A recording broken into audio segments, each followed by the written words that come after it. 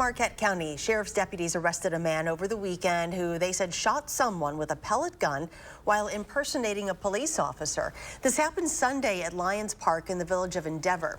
An injured person told deputies that a man later identified as 52-year-old Eric Hawkinson had said he was a cop and shot from a pellet gun out of his vehicle while driving away. Witnesses at the park were able to identify Hawkinson as the suspect, and he was arrested at his home.